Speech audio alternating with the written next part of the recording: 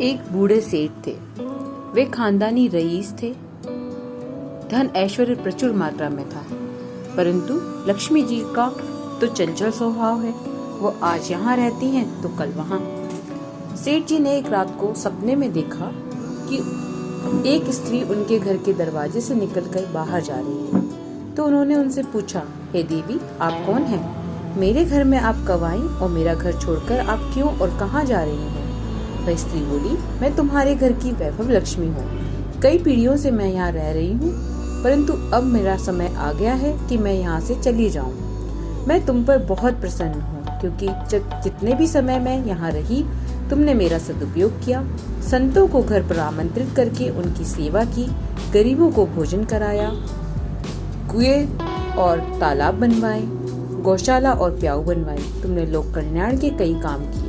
अब जाते समय मैं तुम्हें वरदान देना चाहती हूँ। तुम जो चाहो मुझसे मांग सकते हो। सेठ जी ने कहा, मेरी 4 बहुएं हैं, मैं उनसे सलाह मशवरा करके आपको बताऊंगा।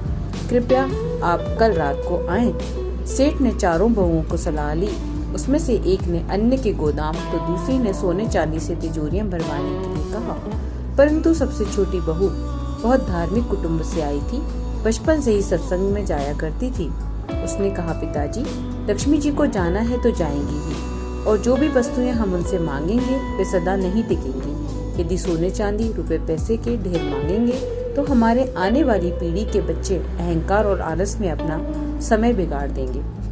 इसलिए आप लक्ष्मी जी से कहना कि वे जाना चाहती हैं तो अवश्य जाएं, किंतु हमें यह वरदान दें कि हमारे घर में सज्जनों की सेवा पूजा, हरि कथा सदा होती रहे और हमारे परिवार के सदस्यों में आपसी प्रेम बना रहे, क्योंकि परिवार में प्रेम होगा तो विपत्ति के दिन भी आसानी से कट जाएंगे। दूसरे दिन रात को लक्ष्मी जी ने स्वप्न में आकर सेठ से पूछा, तुमने अपनी बहुओं से सलाह मशवरा कर लिया?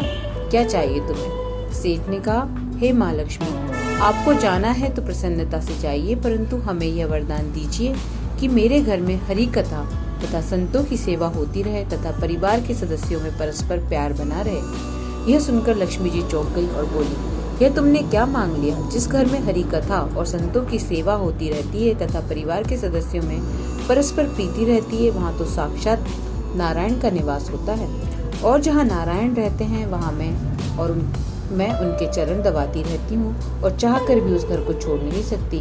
यह वरदान मांगकर तुमने मुझे यहाँ रहने के लिए विवश कर दिया।